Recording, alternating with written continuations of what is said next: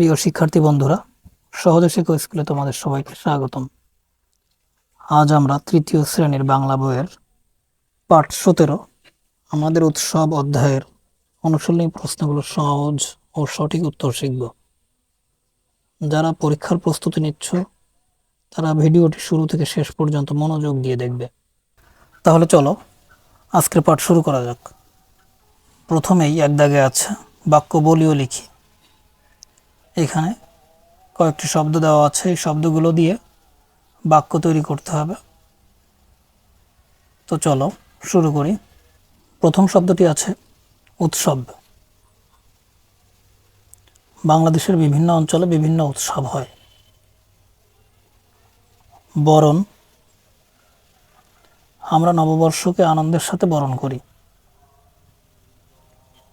আলপনা, মাটির মেঝেতে সুন্দর আলপনা আঁকা হয়েছে। জন্মদিন, আজ আমার ছোট বোনের জন্মদিন।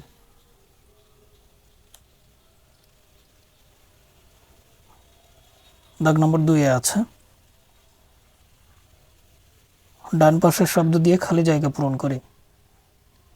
এখানে কয়েকটি প্রশ্নে খালি জায়গা দেওয়া আছে বাক্যের ভিতরে, তো সেখান এই পাশ থেকে শব্দ নিয়ে, ডান পাশ থেকে শব্দ নিয়ে আমাদের খালি জায়গাগুলো পূরণ করতে হবে। চলো।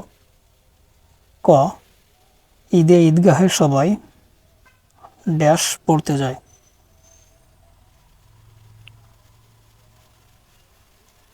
ঈদে ঈদগাহে সবাই নামাজ পড়তে যায়। ড্যাশ বাংলা বছরের প্রথম দিন। পহেলা বৈশাখ বাংলা বছরের প্রথম দিন। গ, হিন্দুদের সবচেয়ে বড় উৎসব ড্যাশ। হিন্দুদের সবচেয়ে বড় উৎসব দুর্গাপূজা। ঘ, সন্ধ্যায় প্রদীপ জ্বালানো হয় ড্যাশ।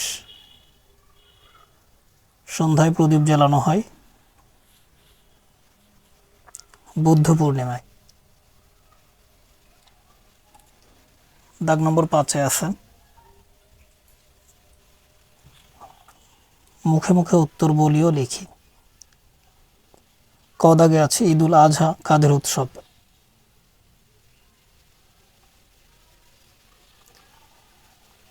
ঈদুল আজহা মুসলমানদের উৎসব। খ, কোন পূজা শরৎকালে হয়।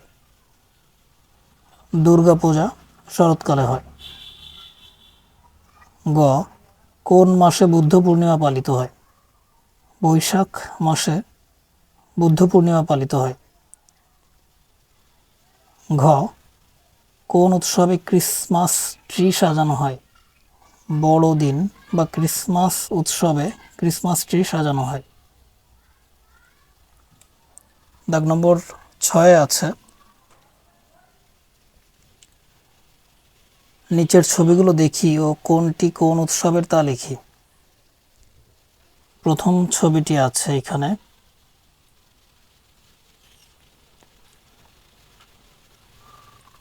সান্টা ক্লজ, এটি বড়দিনের ছবি। এরপরে আছে দ্বিতীয় ছবিতে আছে কোলাকুলি, তো এটা ঈদের ছবি। তৃতীয় ছবিতে আছে দুর্গা প্রতিমা, তো এটি দুর্গা পূজার একটি ছবি। চতুর্থ ছবিতে আছে বৌদ্ধ ভিক্ষু, তো এটি বৌদ্ধ ভিক্ষু ও প্রদীপ, তো এটি বুদ্ধ পূর্ণিমার ছবি। পঞ্চম ছবিতে আছে এটি একটি নাগরদোলার ছবি, তো এটি পহেলা বৈশাখের একটি ছবি। সকলকে ধন্যবাদ। পরের পাঠগুলোর সহজ ও সঠিক সমাধান পেতে চ্যানেলটিকে সাবস্ক্রাইব করে রাখো।